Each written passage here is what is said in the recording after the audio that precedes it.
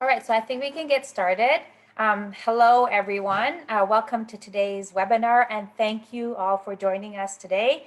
Navigating the journey of caring for a loved one with dementia is the topic of today's presentation.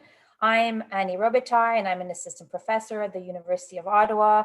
I also hold the Commissioner's Ottawa Research Chair in Frailty-Informed Care with a Center of Excellence. Following today's presentation, there will be some time for questions.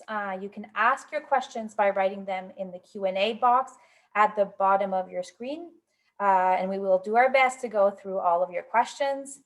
We also ask that you take a minute at the end of the webinar to complete a short survey that will appear on your screen when you exit the webinar.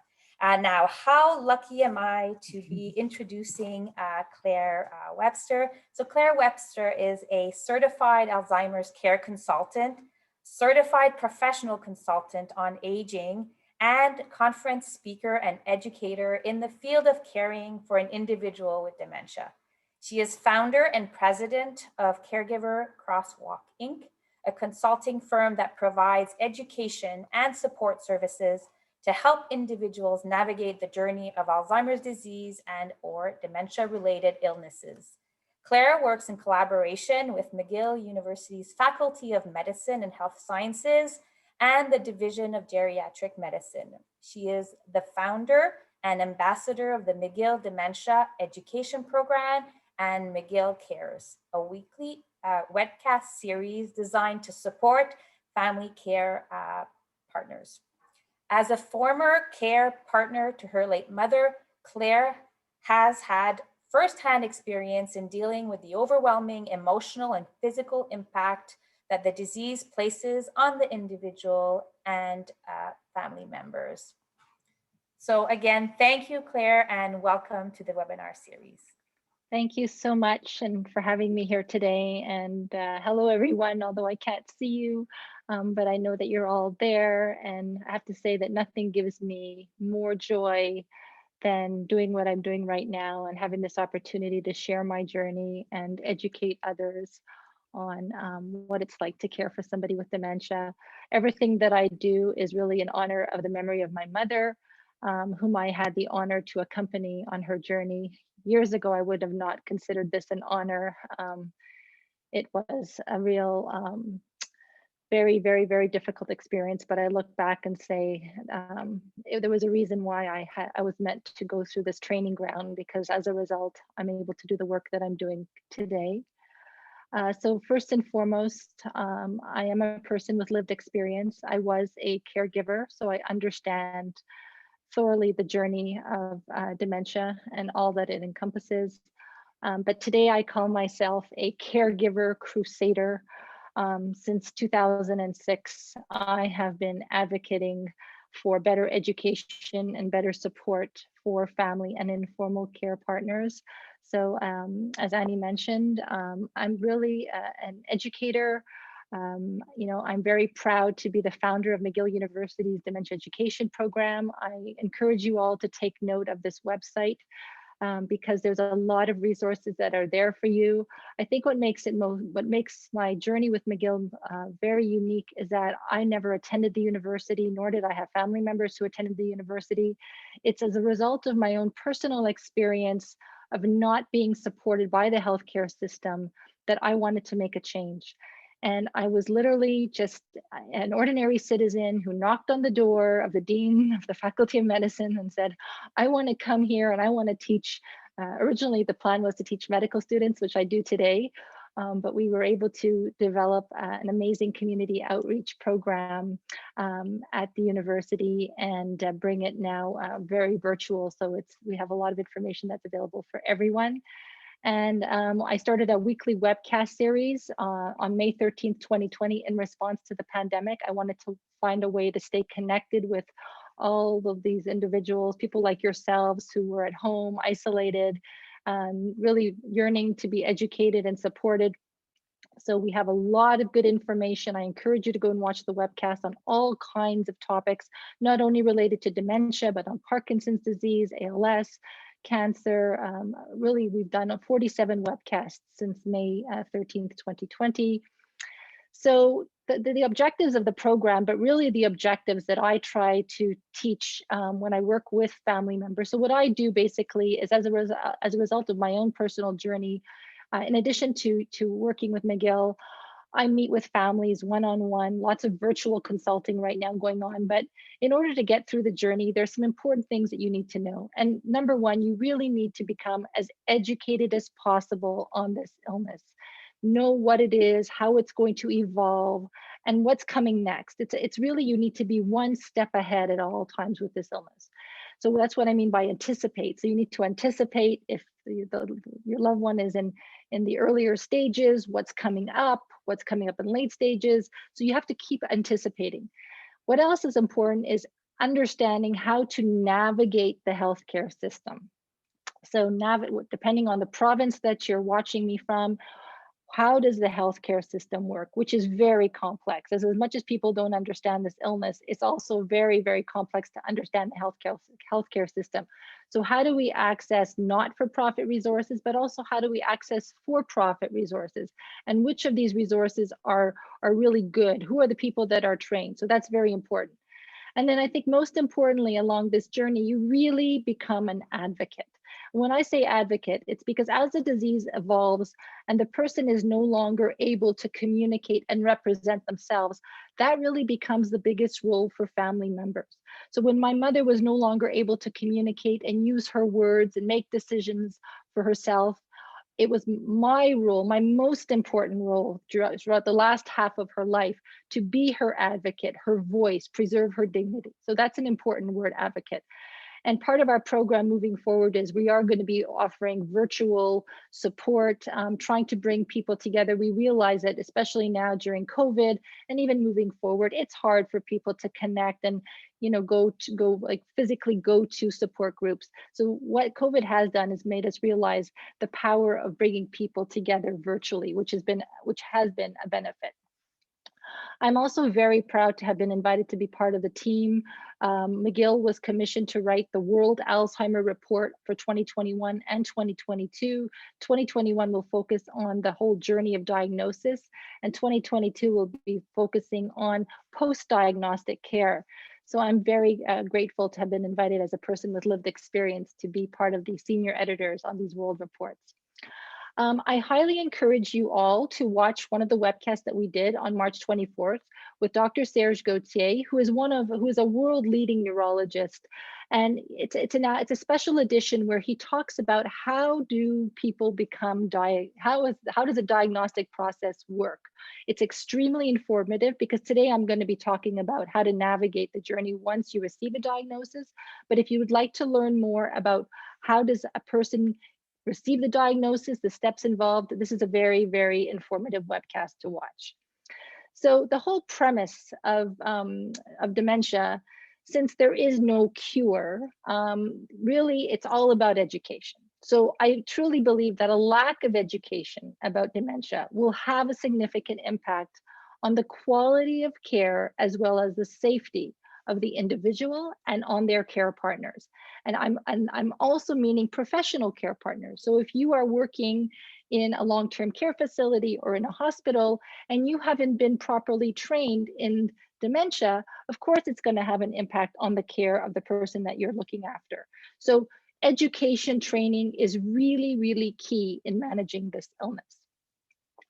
So I'm going to talk to you today about also the ripple effect of this illness. So the ripple effect is that it not only has an impact on the person who is diagnosed, but it really has an impact on everybody around them. So for example, my mother was diagnosed with dementia, but what ended up happening was it had a ripple effect on me, on my employment, on my health, on my children, on my husband, on my friends. It has a big impact on a person's career. So for example, people that are being diagnosed with early onset dementia, which is under the age of 65, who are still working, lose their employment. If it's a younger person, again, oftentimes university students have to come home and care for their parent. So it's a disease that really has a ripple effect in so many different areas. It's also one of the most expensive diseases to manage financially, which puts a lot of pressure on family members. So to talk to you about my journey, well, my mother was 74 years old when she was diagnosed with dementia. As you can see here, I started off my journey as a caregiver. I represented the sandwich generation. I was 36 years old when I started it. My father had actually just passed away. My mother was diagnosed in 2006. My father had passed away in 2005 from congestive heart failure. I have no brothers or sisters. I was working full time in a totally different field. I was absolutely not educated at all. I had no idea what dementia was. And I had, the responsibility of 3 young children. And my mother was, as you can see in my wedding picture, she looked, for all sake appearances, she was a beautiful woman. She was an independent woman. She was an athlete. The last person that I would have ever imagined who would have this disease. And this is a tough image because it really shows you, along the way, what happens. It's a disease that not only impacts a person cognitively, but there is a big physical decline. So it's kind of like what we call like a double whammy for families, because not only are you dealing with the cognitive, but you're really witnessing the decline that happens to the person. So, I could spend literally a whole webcast just talking about all the signs and symptoms, but I'm going to start explaining a few things that I feel that stand out the most, because there's a lot of these things people don't realize are associated with dementia. Oftentimes the early signs begin 2, 3, maybe 4 years even before a person's actually receives a diagnosis. It's some odd things that start happening. And my mom was a caregiver to my father. My father suffered from a multiple of physical ailments, so she had a lot of stress for many years. And when things started to appear odd, I kept discounting it as caregiver stress. That every time my dad would say something that my mother was behaving in a certain way, I just kept saying, oh, it's because she's overstressed. She was physically caring for my father. And because at this point, when the early symptoms started, she was only 68. She was diagnosed at 74, but some of the symptoms started at 68. So what are some of the changes that you may see? Well, as Dr. Gauthier likes to call it, oftentimes people get a diagnosis of mild cognitive impairment, but there is such a thing as mild behavior impairment. So people think that dementia is often associated with memory loss. It doesn't necessarily begin that way. In my mother's case, it was truly a significant change in her personality. After my dad, even, my dad was hospitalized, and she'd come in and she'd be like yelling at all the nurses. When I say the word insensitivity, she was just, very, very, she was unraveling. I remember parking to take her to the hospital to see him. And we were on a very busy boulevard. And instead of walking on the sidewalk, she all of a sudden started walking in the middle of the road. And I was pulling her off the road and saying, Mom, like, what are you doing? And she's like, well, I'm walking on the road. And her moods, and my mother was a woman that was very, very even keeled moods most of the time. So I noticed, after my dad died, she was really going up and down with her moods. I tried to include her a lot in our life. If we had a family get together, all of a sudden she'd disappear and be sitting in a room and tell me she didn't want to be with those people, which I started to find very, very odd. The use of words. So my children were very young. They were 2, 4, and 9 when I started this journey. And using words like "you stupid" or "shut up," or what I didn't realize at the time was it was just because she was being overstimulated. There was too much movement around her. The kids were running around. The dogs were barking. But I need to really reinforce the fact that I did not know what dementia was. So when all of these symptoms were coming up, I was really confused. Another thing that started happening with her, which is very common among families, is conspiracy theories. So in her case, she believed that there was a drug dealer living next door. My parents lived in an apartment building, and that the Al-Qaeda was there producing cocaine, and that the postman or FedEx guy that was coming was actually the drug dealer coming. And there was nothing that I could tell her to change her mind. In other cases that I have with families, conspiracy theories start where somebody is accusing their spouse of cheating, that they're convinced they're having an affair with a neighbor, with a friend, with the caregiver that's coming in. And another very, common conspiracy theory is that somebody is stealing money from them, which she did a little bit. She was saying, what are you doing with my bank accounts? Where's my wallet? Did you take money from me? So that, that was, also early signs. And in some cases, depending on the type of dementia, people could be hallucinating. So believing that there's a robber in the house, believing that they see fire. Okay, that's often associated with Lewy body dementia. Then at the beginning too, I would notice she was struggling with her words. So just everyday common words, like if she would lose her glasses, what was the word glass or fork? Common words, having more difficulty putting together sentences. My mother was from Finland, so she would start mixing up, English and Finnish. And the challenge was I didn't speak Finnish. So she'd be speaking to me and I'd be looking at her going, Mummy, like, I don't speak Finnish. Like, what are you saying? Hoarding is a big thing. So in her case, every time she bought a pack of blueberries or strawberries, the plastic containers she kept. So when I had to go and clean out her kitchen, I mean, I found hundreds of blueberry and strawberry containers hidden in cupboards, or it could be boxes of Kleenex, it could be vitamin pills. But the reason people hoard, well, in some cases, it's kind of like a security blanket for them. But also the truth is that their minds are not able to declutter. It's too complex for them to know what to keep and what to throw out. Vision and mobility changes was a big thing as well. So for example, I would come in to visit her with the kids, and it was as if my kids weren't there. Like she wouldn't notice the children.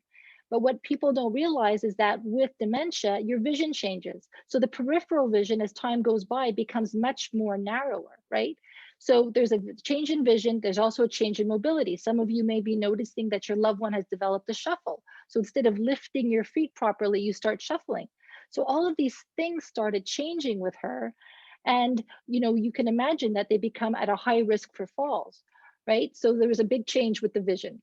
And then, not being able to follow conversations, I would realize that I would talk to her. I was telling her about the kids or the day, and she was just sitting there like kind of like clueless. And I think that's a really hard part for families, because all of a sudden that communication, that sharing that you have with your loved one is no longer. And when I speak to spouses or family members who are, especially now you're isolated, it's hard because you can't have those conversations the way you normally do. So the other thing was obviously being, forgetful, confused. My mother felt that something was wrong. She would say that she was confused. Where did you put things? Losing things all the time. Recognizing, maybe knowing the face, but again, like the names, having trouble with. But oftentimes confused. And with regards to losing things, I think it's very important for families that, in my case, my mother was still wearing her, her wedding rings. When I started seeing that she was losing her glasses more frequently, her ring, at some point you want to make that decision to take away anything that's of value, because there could happen the day where when they lose it, they won't find it again. Big issue was loss of logical thinking. So this is what happens early with dementia. Their sense of reasoning, logic goes away. So what happens with that means that they have a difficult time managing finances, not understanding how to pay bills, not understanding that if you get solicited by this phone call, who is this person calling me? Getting email scams. I found out before I had the mandate that my mother had given $10,000 to some dentist to remove mercury that she never had. Becoming really victims of financial fraud happens very frequently, especially in the early stages, until the family members have that mandate to be able to intervene. So this is something that you have to really be careful of. I mean, we probably lost about $20,000 due to my mother's making different financial errors. Change in handwriting, not being able to write a check, not being able to write an envelope. And then what is very obvious is really the day-to-day activities. So, oftentimes I hear families say, oh, my mother or my dad, they're not cooking anymore. They don't want to cook. And they just probably say, oh, I don't feel like it. It's not because they don't feel like it. It's because they don't know how to do it. Recipes that my mother would make over and over again, she just stopped doing. I realized when she was living alone that she was living off of, frozen foods that she would eat over and over again until she wasn't able to learn how to wasn't able to use the microwave anymore. So when I'm saying activities of daily living become compromised, not able to use the microwave, not able to declutter your fridge, getting dressed, grooming, all of that starts to go. But it doesn't go all at once. It's a slow progression until you realize, oh my gosh, this person really needs more assistance. And probably the part that's most frustrating for the families, especially during this time of isolation, is the repetitive action, right? Asking the same questions over and over again, calling, maybe they're calling you, or, or in my mother's case, it was just repetitive actions with, making her bed and making her bed and undoing her bed many multiple times a day, dressing and undressing. So that's very, very common. There's very little solution for that. But these were some of the things that I had seen. So I was at this point of like, now what? I didn't even know what was going on, and I didn't even know what type of doctor do I take her to. Many cases people will go see a psychologist. Like, what do we do with this, right? So I went to see a family doctor who referred me to see a neurologist. We arrived there, and I must say, she went with against her will. So a lot of families ask me this question: what happens if they don't want to go? Well, a lot of times it's just tough love. I knew something was wrong, and I was taking her for some help. So I knew nothing. I wasn't prepared for this appointment. I was kind of like a deer caught in the headlights. Doctor pulls out the famous mini mental test, does the test, which my mother failed terribly. She already had also 2 car accidents, and basically said to me, your mother has Alzheimer's disease. Is she driving? And I said, well, of course she's driving. And without warning, he picked up the phone, called the driver's bureau, canceled her license on the spot. And we're both sitting there, and I went like, now what? And his words were, well, good luck, Mrs. Webster. And it was those 3 words that led me to do the work that I am doing today. And that was in 2006. I have been working with family members for the past 15 years, and these words are still said to families. So as compared to other illnesses where you're given a prescription of care, so you would never leave a doctor's office if you were diagnosed with, cardiovascular disease or diabetes or cancer without a plan, a care plan.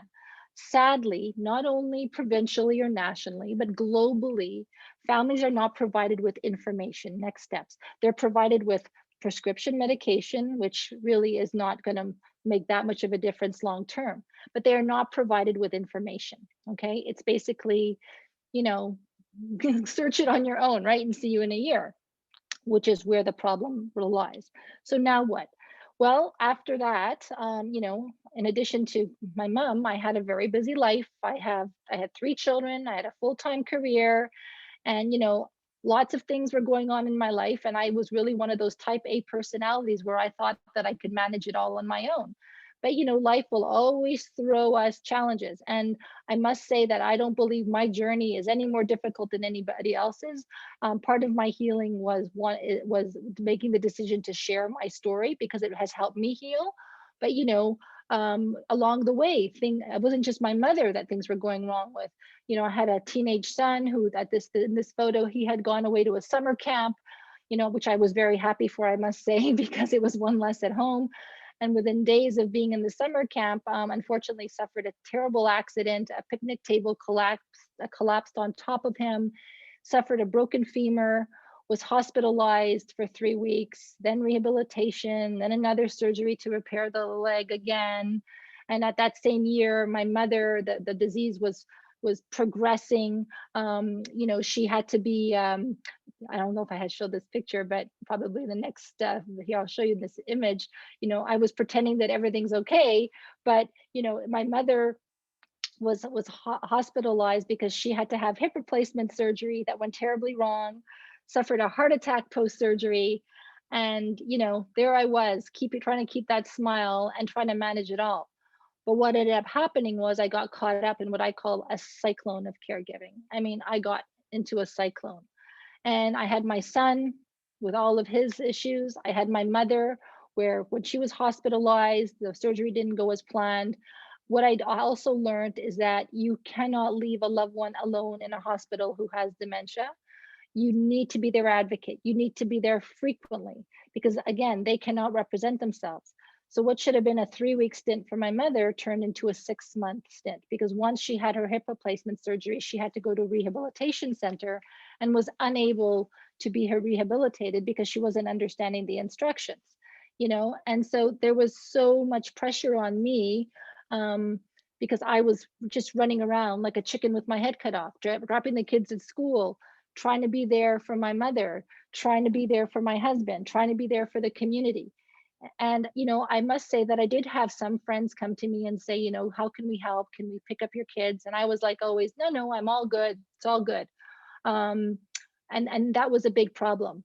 But do you know, in all these years, not one single person from the healthcare system ever asked me how I was doing? Nobody. Not the doctors, not the social workers.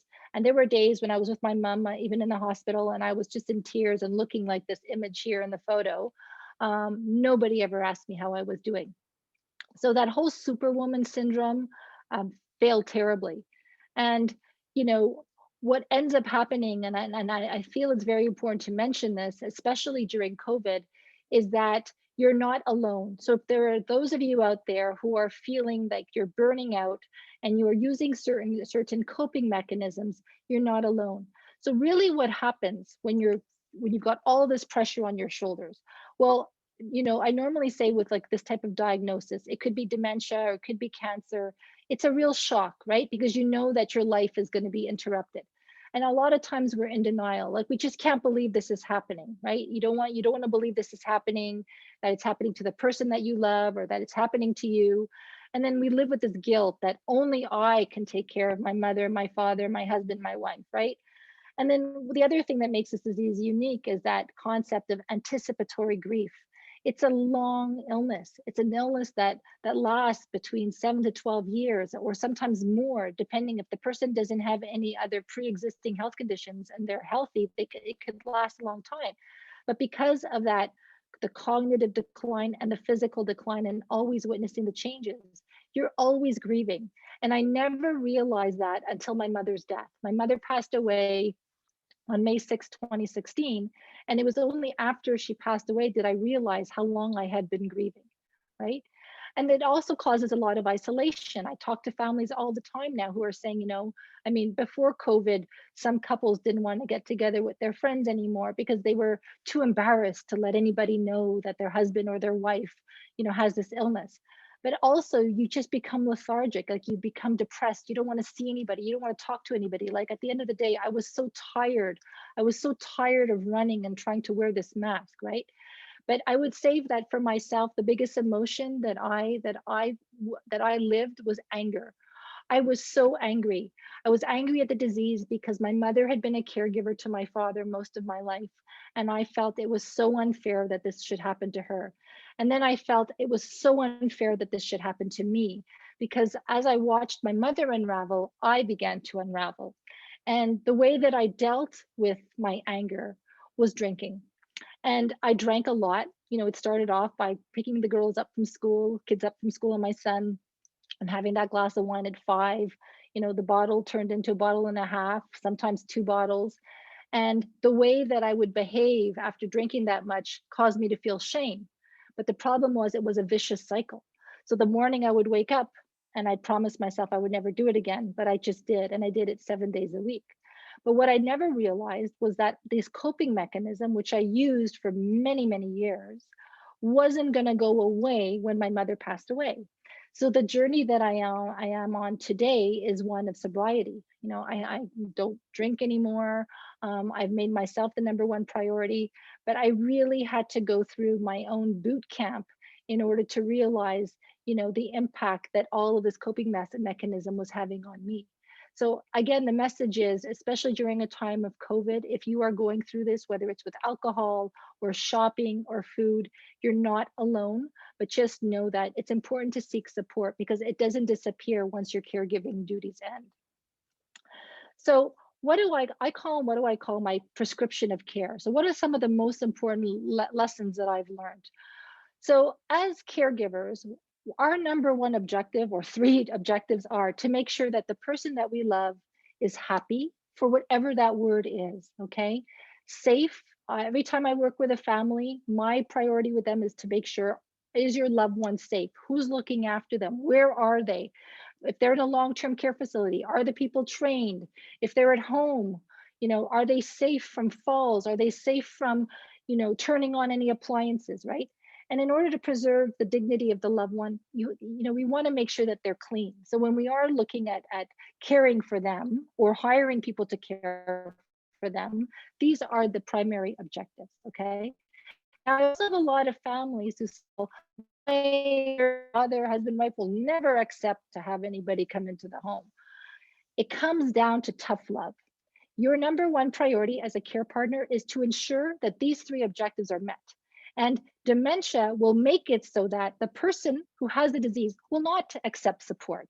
Dementia is like that little devil sitting on the shoulder and saying, I don't want support. Nobody's coming into my house. I'm fine. So your role as family members is to make sure that you make sure that they receive the quality of care that they need. They can't make that decision for themselves. They'll always tell you they don't want anybody in their home, but you need to be the one to make that decision. So I mentioned the shock factor before. So that's really that moment that you're in that doctor's office. And again, it could apply to any type of illness. It doesn't only have to apply to dementia, but it's when you receive that news that is going to interrupt your life, right? You know that life is not going to be the same, that all of a sudden you're like, oh my God, right? The problem is that shock factor stays for a long time. So I was living for 12, 13 years by the phone. Oh my gosh, it's the residents calling. Oh my gosh, my son's school's calling. Oh my God. And it's that way that you respond that, oh my gosh, that also I'm healing from. It took time because every time the phone would ring with a certain number, I would just react in a certain way. But it doesn't only have an emotional impact on you, it has it has a physical impact. So it's important to recognize that shock factor is very real. Sorry, I should have taken some water.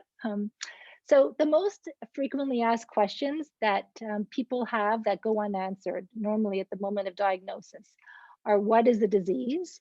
What are the signs and symptoms and how will it progress? Is there a cure? No, there is no cure yet. I'm not a medical doctor, but I could tell you right now, there is no cure yet. What's the role of medication? What type of care is required? There's so many questions that people have, right? Can they stay at home? Will they have to move? If they do need to move, where can they go? Because there's a lot of residences out there, but you have to take the time to do the research. Have the staff been trained? Are they able to properly care for somebody with dementia? Okay, it's not just about advertising for memory care. It's like, what type of training have the staff had, right? But most importantly too, how will the disease impact my life, right? Those are the questions that we don't have. So now let's add COVID into the mix.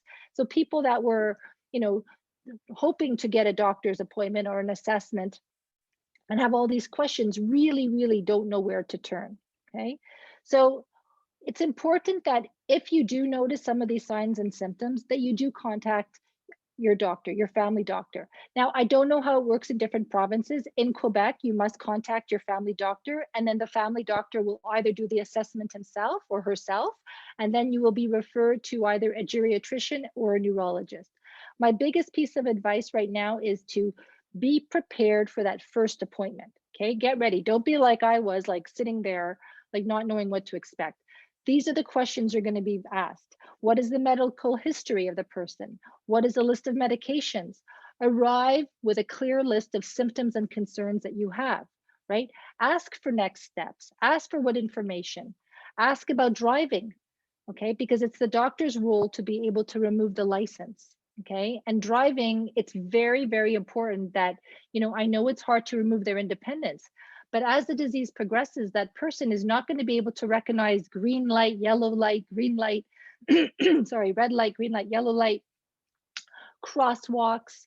So it's really, really important to ask, about when it's time to stop driving. The other important thing to ask is, what are the resources available? What is available in terms of the public health system, what's available for community support, and then also if you're going to go to the private sector, do your research again, make sure that people are trained in this field. And it's important from the beginning to really accept and avoid denial. Okay, like the sooner that you can accept the diagnosis, you'll be there in terms of being able to take the next steps to provide quality of care, to say this is really not happening, to not want to deal with it, to say many thanks, but we're not there yet.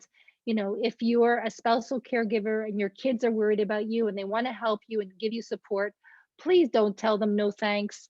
Accept the support, because the longer that you wait, the harder it is to implement support later. Okay, so it's really important to find a place of acceptance, because if you don't, you'll end up like me, suffering a very, very severe burnout. I mean, I'll be very honest to say that my burnout almost cost me my life. I mean, I waited till I was at the very last stages of having a burnout, and it wasn't just about, you know, caring for my mother.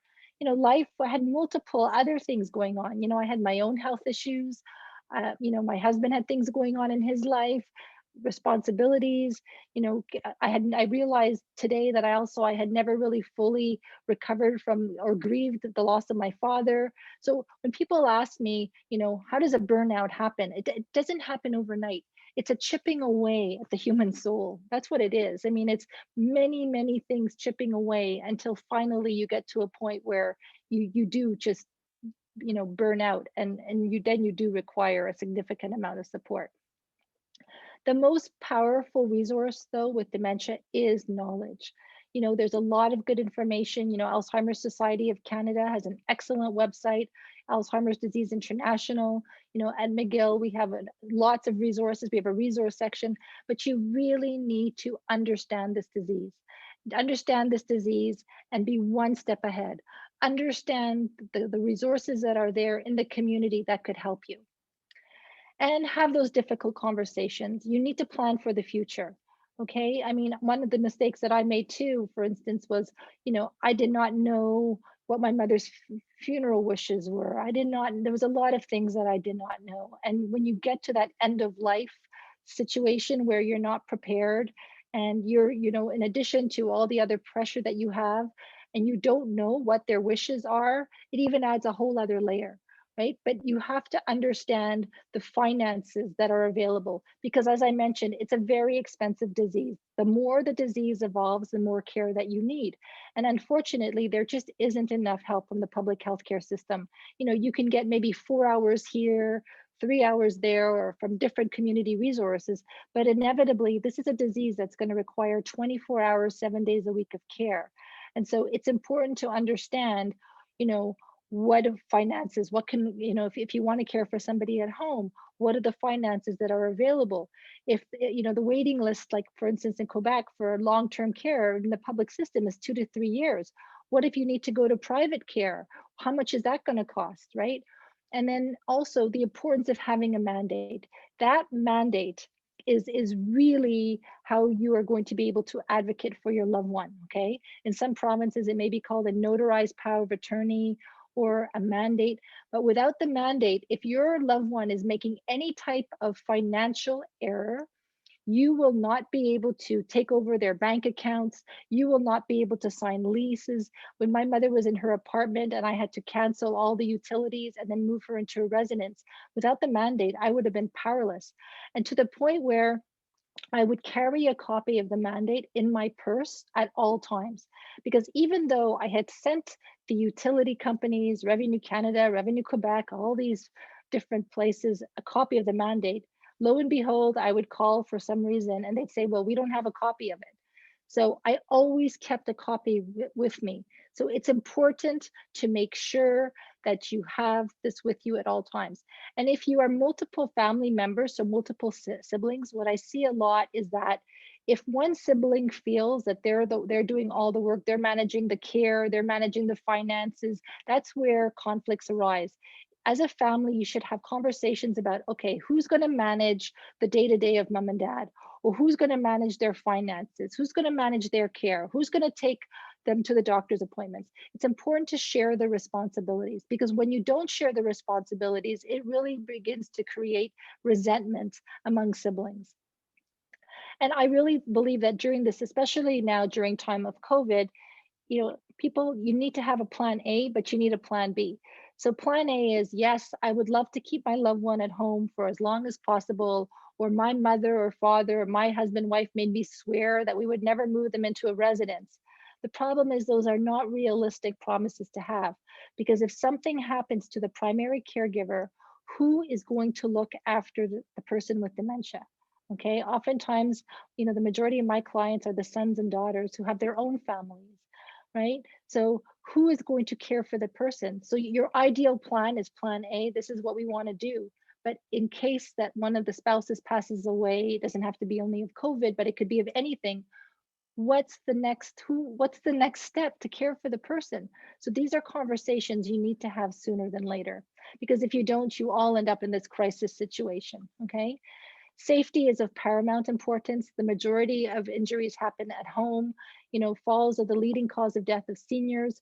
You do not want your loved one who has dementia to injure themselves, because if they suffer a traumatic injury, it does make the disease evolve even faster.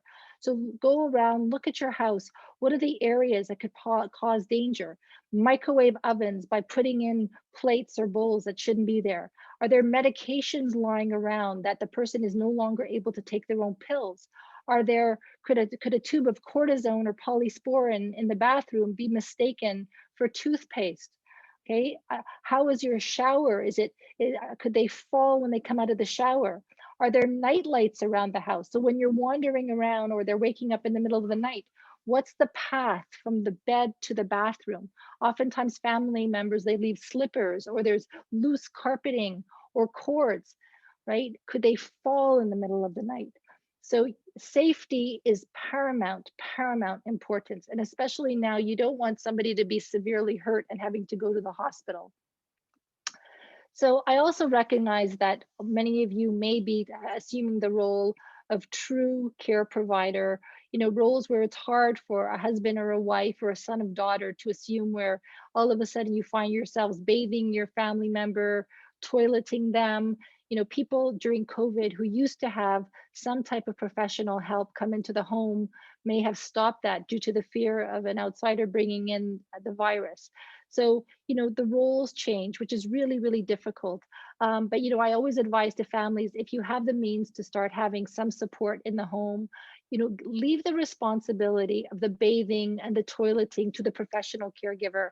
Especially among husbands and wives, you want to try to hold on to that part of, like, that intimate part of your relationship where you want to enjoy and embrace, sitting and having meals with them or going on walks with them. But if it's come time to help with all of those other grooming activities, leave it for the professional to do that part, because it is hard when the spouse has to start assuming that role. And today, with really what's going on with COVID, like, how has COVID impacted people? Well, first of all, you've all been isolated at home. Imagine you're a caregiver and you're at home caring for somebody with dementia and you have no idea what this disease is.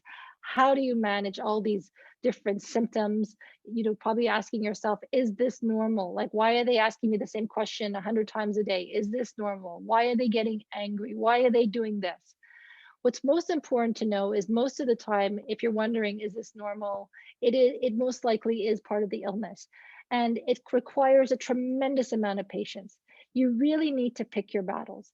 So if your loved one, for example, is deciding to go and change their clothes, 20 times a day, or is wearing things that don't match, let them do it.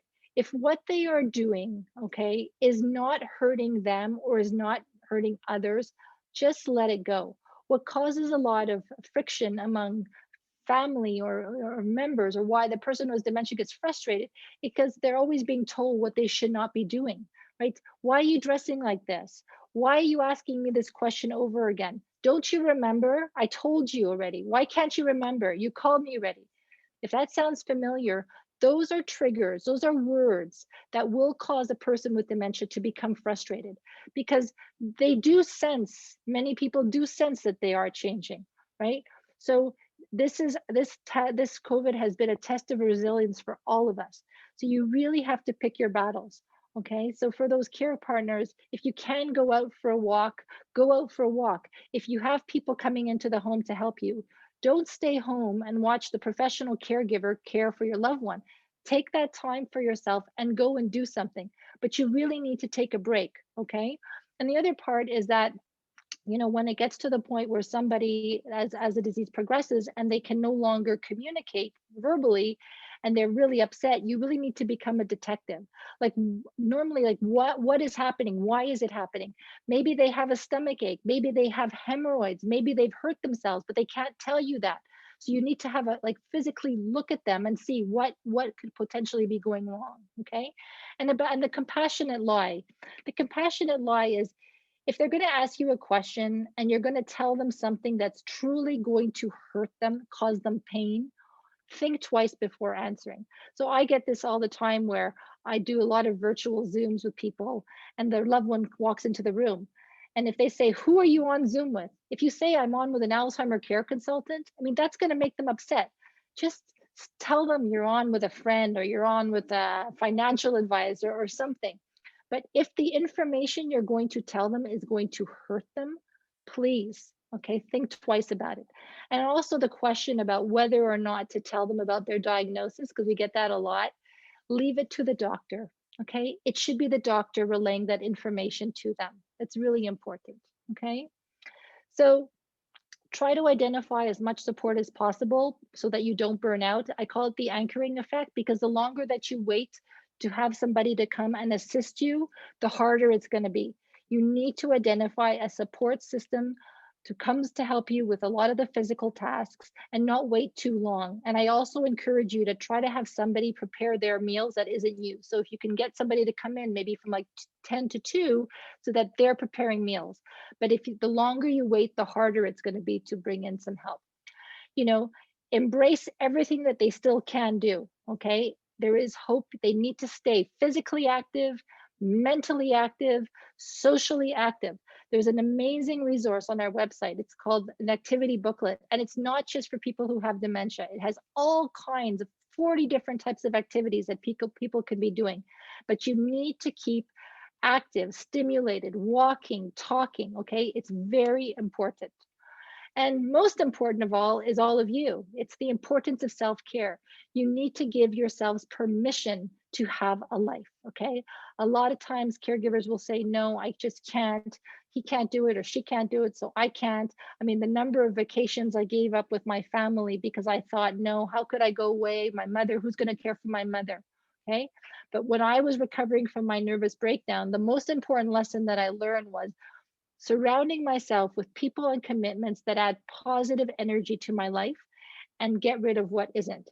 So we've heard often the expression, it's either a hell yes or a hell no.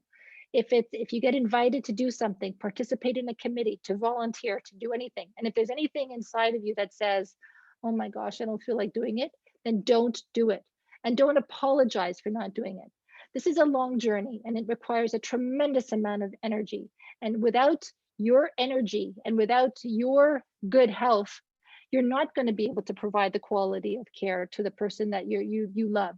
So you have the permission to have a life. Stop apologizing, stop feeling guilty, because it's going to serve absolutely no purpose. So the last thing I'd like to say is, you know, again, we have an amazing wealth of resources on our website. Lots of episodes of McGill Cares, a beautiful musical concert. We're about to launch a new dementia companion booklet for the person that is diagnosed and for the care partners. You know, this is the website. You know, we've had other public education lectures. And, you know, all I can say to end this talk right now is, like, you know, you matter, like your life matters. And if you don't take that seriously, you will have health consequences. I certainly did. And it's taking me so far 5 years to recover from it, you know. So please, you know, your life matters. So thank you very much for listening.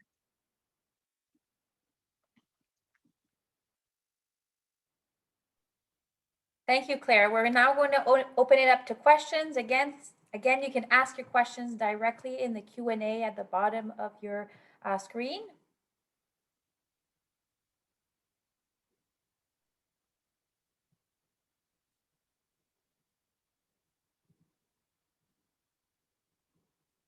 Still waiting for questions, if there's any questions at all. I'm so glad maybe I've answered them all. What's that? I think yes, you did such a great job. You answered all their questions.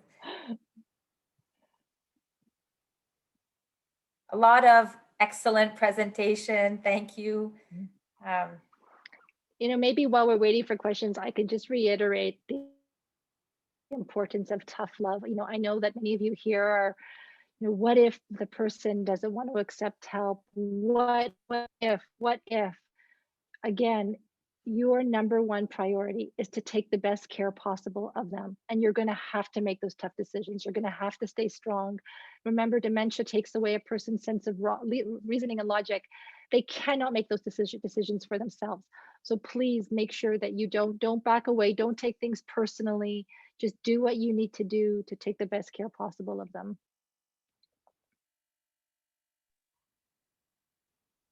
I'll give one more second for, I think there might be a question.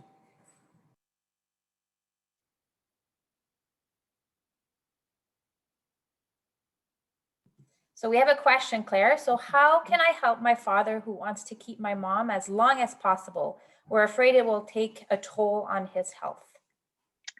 So, in some cases, people will just refuse help. I mean, I have one case where, the people are in their late 80s and 90s, and there is absolutely positively, the family has tried everything to implement some type of support. I think your role is, try, if you can reach out to your public health agency, try to get in some type of support. But if at the end of the day, they absolutely positively refuse, yes, it's going to take a toll on his health. And in most cases, unfortunately, it does take a crisis to occur with the primary caregiver before they do, in fact, accept help. So that does happen in some cases. It's sad, but it's a true reality, because some people just will refuse till the very end. And but at least as a family, whatever you can do to try to say that at least you've tried your best and you can done everything possible. But there are some cases where it just doesn't work. We have one more question. How much should we joke or make fun of strange things my mom is doing? How do we joke? Amazing. Well, you know what? At some point, I mean, obviously, dementia is not a laughing matter. But at the end of the day, depending on the situation, it's such a heavy illness. Like, it's just, there's so much sadness. I mean, we have to find some light in all of it.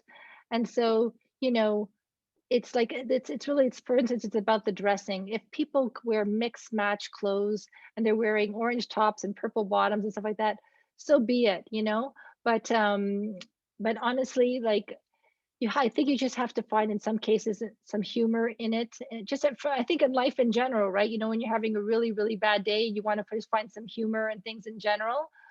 But in terms of like verbally or in front of the person making fun of them, that's definitely not appropriate at all. I would not do that.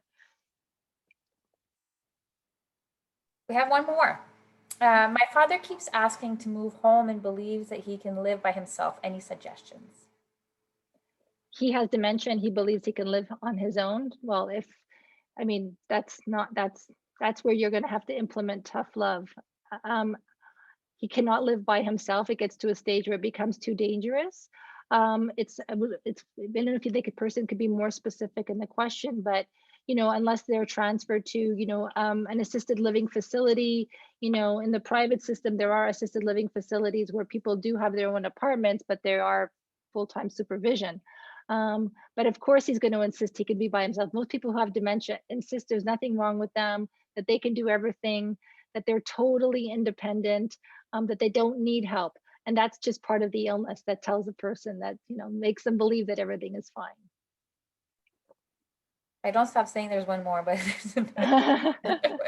we still have a few minutes. Can you tell us more about the financial implications of caring for someone?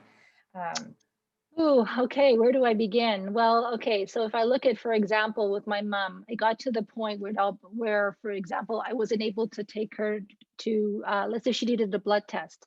It became impossible to take her to a hospital or any public clinic because she just couldn't be around crowds. So it would begin where I'd have to pay for private tests, just so that would be quick in and out.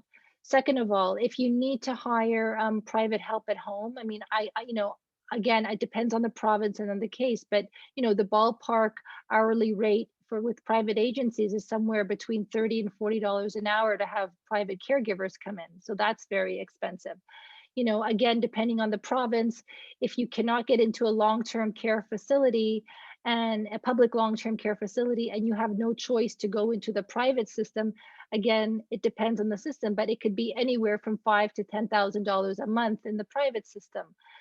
So it's again, the more the disease progresses, the more care that's going to be required. For if you really need help and you cannot supplement, I mean, you know, the public system unfortunately cannot offer 24/7 care, but you need to supplement that with some private care. You know, it is very, very costly. So I think with regards to financial planning, you need to sit down and look at everything. And also, you know, as caregivers, personal investments. I mean, you think of the time a lot of people have to quit their jobs to care for a loved one, a family member. You know, you're paying for the parking in hospitals, you're paying for then your own, you know, if you're having a burnout, your own mental health. So it's a costly disease in multiple facets. Are you okay for one more, Claire? Sure. Yeah. What is a good way to keep friends and family involved with the person with dementia? So many people are afraid to call, afraid to Yeah. visit once my dad got dementia. Yes. So I've been going through this week with a couple of clients. First of all, with your close friends, it's important to let them know, okay, about the diagnosis. You know, it's important, you know, there's so much stigma around this illness, and especially people in their, you know, late 70s and 80s, they don't want anyone to know. You need to tell, they really need to tell, or you need to tell their friends and let them know. And I'm talking about small groups of friends, because if you don't tell them, look, the majority of people don't understand what dementia is, the signs and symptoms. So they may mistake their friend for for being drunk, for being too medicated. So you start by letting the people around you know. And then once that happens, I mean, just try to do activities with them. You know, I know you don't be afraid. It's not an illness that you need to be afraid of, but call them, go for a walk, go have a coffee with them, but do something active, play cards, do a puzzle, but do something active with them. The problem is right now is that people are so isolated and just yearning to get out. So, you know, and to be very honest with you, those friends that don't understand and that feel like just, you know, want to stay away, well, then maybe they weren't really friends to begin with.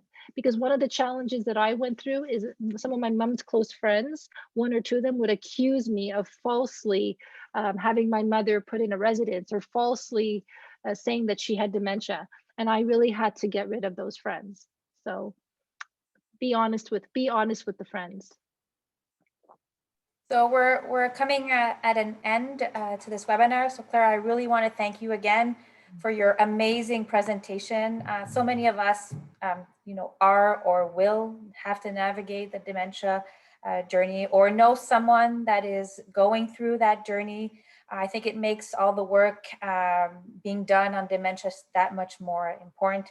And so, yes, I like how you say we should all be advocates for people with dementia.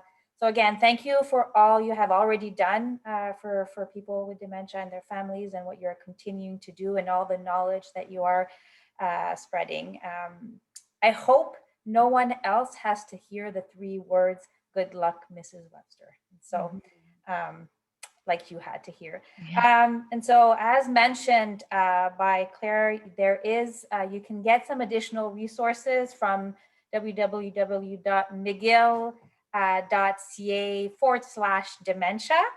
And so if you want additional resources, please do go on that website. And again, thank you for all those who attended the webinar today. Thank you, everybody. Thanks.